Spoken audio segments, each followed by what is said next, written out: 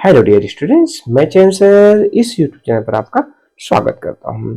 इस वीडियो में आपको देखने को मिलेगा आपके जो मेधा का जो बालिका का परिचय नामक जो अध्याय है, तो इस अध्याय का जो संपूर्ण जो प्रश्नों के जो उत्तर है आपको इस वीडियो में देखने को मिलेगा। तो मेरे साथ इस पूरे वीडियो में बने रहिए। तो चलिए फर्स्ट हम देखते हैं इन प्रश्नों के उत्तर बताइए। तो इसमें आपका क नंबर आता है कि बालिका किसकी हरियाली है, तो उत्तर में हो जाएगा आपका बालिका पतझड़ की हरियाली है। फिर आपका ख नंबर है बालिका किसके लिए सुधा धार के समान है, उत्तर हो जाएगा आपका बालिका नीरस दिल के लिए सुधा धार के समान है। फिर आपका ग नंबर आता है कि बालिका किसकी जीवन ज्योति के समान है, उत्तर में हो जाएगा बालिका नयनों की जीवन ज्योति के समान है। फिर आपका हम अगला देखिए दूसरे नंबर का आपका इन प्रश्नों के उत्तर लिखिए। इसमें क नंबर आता है कि कविता की प्रथम 4 पंक्तियों में कवित्री ने बालिका का परिचय किस प्रकार दिया है, तो उत्तर होगा आपका कविता की प्रथम 4 पंक्तियों में कवित्री ने सुहाग की निशानी और सुनी गोद की शोभा के रूप में बालिका का परिचय दिया है। फिर आपका अगला ख नंबर आता है कि कवित्री ने बालिका की तुलना कमल भृंग से क्यों की है, तो उत्तर आपका क्या है कि कवित्री ने कहा है कि जिस प्रकार कमल की बंद पंखुड़ियां सवेरा होने पर खुलती है, उसी प्रकार बालिका कोख से जन्म लेकर इस दुनिया को देख पाती है। फिर आपका अगला आता है ग नंबर का कि कवित्री के अनुसार बालिका किन किन धार्मिक स्थलों के समान है, तो कवित्री के अनुसार बालिका काबा और काशी धार्मिक स्थलों के समान है। फिर आपका अगला आता है घ नंबर की कविता ने अपने बालपन की तुलना किस बाग से की है, तो कविता ने अपने बालपन की तुलना उस बाग से की है जहां कवित्री खेला करती थी। तो ये आपका घ का उत्तर हुआ। फिर आपका अगला आता है ढ नंबर का कि कवित्री ने प्रभु ईसा, भगवान महावीर और गौतम बुद्ध का उल्लेख किन संदर्भ में किया है, उत्तर हो जाएगा कवित्री का मानना है कि बालिका में प्रभु ईसा की क्षमाशीलता और भगवान महावीर और गौतम बुद्ध की दयाशीलता का भाव देखने को मिलता है। तो ये आपके ड का उत्तर हुआ। फिर आपका 6 नंबर आता है कि कवित्री ने बालिका का परिचय पूछने वालों को क्या कहा है, तो उत्तर है आपका कि कवित्री ने बालिका का परिचय पूछने वाले को कहा है कि बालिका का परिचय वही जान सकता है जिसके पास माता का दिल हो। तो ये आपके च का उत्तर हुआ। फिर आपका अगला आता है जीने की राह। तो इसमें आपका फर्स्ट नंबर का जो प्रश्न है कमल भृंग वह भौरा होता है जो शाम को कमल की बंद पंखुड़ियों में फंस जाता है और सुबह होने पर जब कमल खिलता है तभी बाहर निकल पाता है। रात भर पंखुड़ियों में बंद भौरे के मन में क्या भाव उड़ते होंगे और सुबह होने पर जब पंखुड़ियां खुलती होगी तब उसे कैसा लगता होगा। तो उत्तर है रात भर उन्हें अपने जीवन के समाप्त होने का भय सताता होगा, सुबह होने पर सूरज की रोशनी देखकर उनके मन में जीने की आशा का संचार होता होगा। तो ये आपके पहले का उत्तर हुआ। फिर आपका दूसरा आता है कि बचपन की कौन कौन सी बातें आपको याद भी है, आपको अपने बचपन में या फिर अभी जो है कौन कौन सी जो घटनाएं आपको याद है उसको लिख सकते हैं आप। तो यहाँ पर कुछ बचपन की यादें हैं जो मुझे आज भी याद है, जैसे खिलौने से खेलना, घर में माँ की बनाई हुई खाने की खुशबू, बड़े भाई बहन के साथ खेलना या फिर बारिश में नहाना आदि। ये सभी जो यादें हैं वो मुझे याद है। आप भी इस तरीके से कुछ जो बातें हैं अपनी जो आपको याद है, जो आप कुछ समय पहले जो करते थे उसको लिख सकते हैं।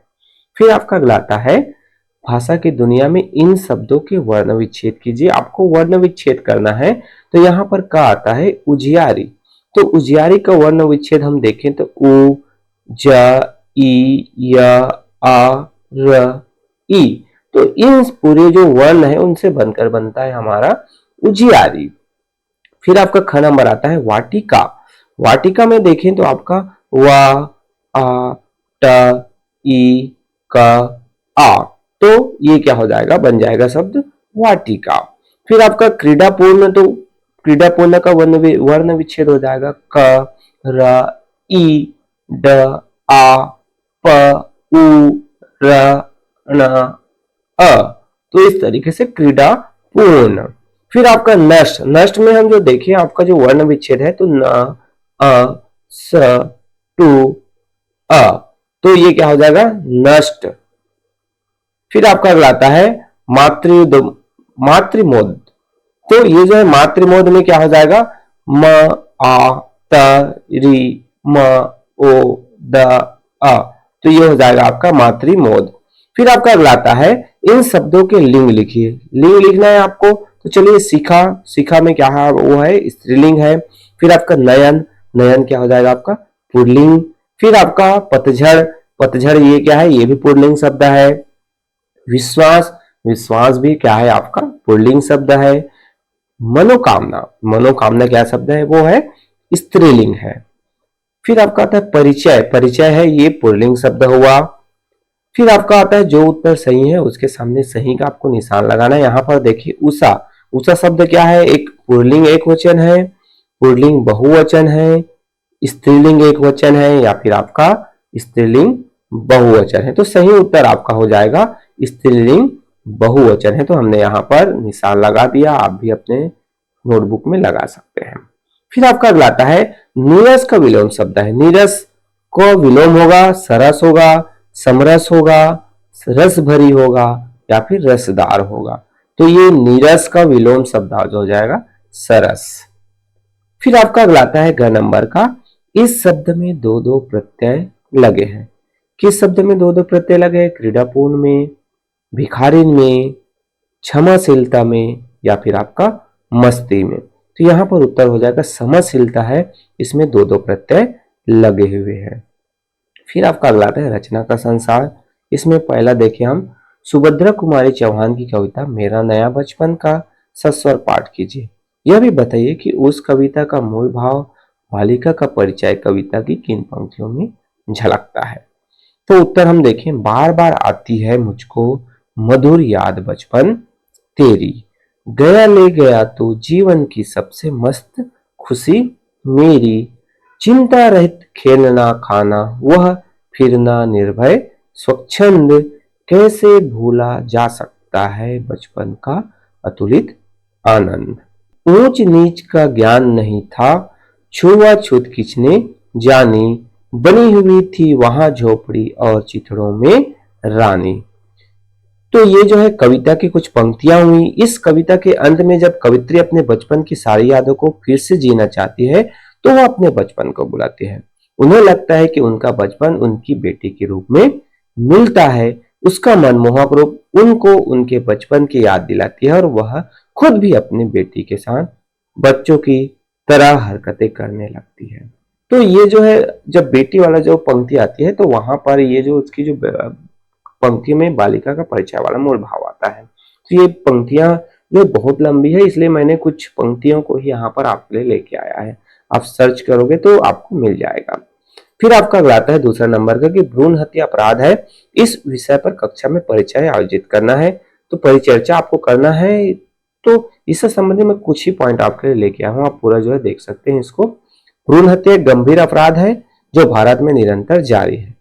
पहले लड़का और लड़की के बीच में भेदभाव के कारण भ्रूण हत्या होती थी, परंतु अब शादी से पहले फिजिकल रिलेशनशिप और एक्स्ट्रा मैरिटल अफेयर्स के कारण बड़े पैमाने पर भ्रूण हत्या होती है। इससे संबंधित बहुत सारे कानून भी बने हैं, तो उनको भी आप लिख सकते हैं, चर्चा कर सकते हैं। तो ये रचना के संसार का दूसरा नंबर का प्रश्न का उत्तर हुआ। फिर अगला आपका तीसरा नंबर आता है कि अब इस कविता का भावार्थ अपने शब्दों में लिखिए। कविता का भावार्थ आपको लिखना है। तो माँ हमारे जीवन की सूत्रधार है, माँ के बिना जीवन का खालीपन खटकता है, यह खालीपन का दर्द वही समझ सकता है जिसने इसे झेला हो।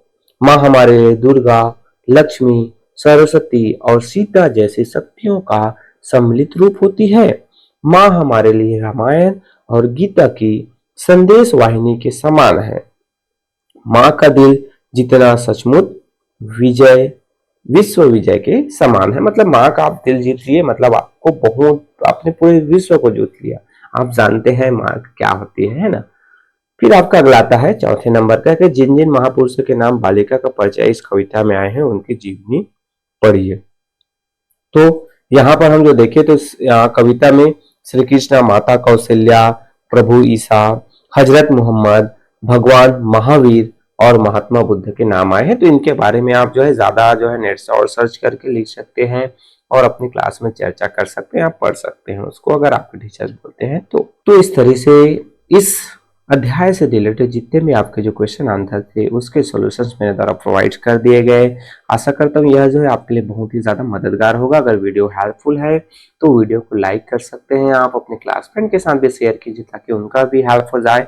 और अभी तक आपने चैनल को सब्सक्राइब नहीं किया है तो सब्सक्राइब भी कर सकते हैं। सो ओके, थैंक यू, मिलते हैं अगले वीडियो में।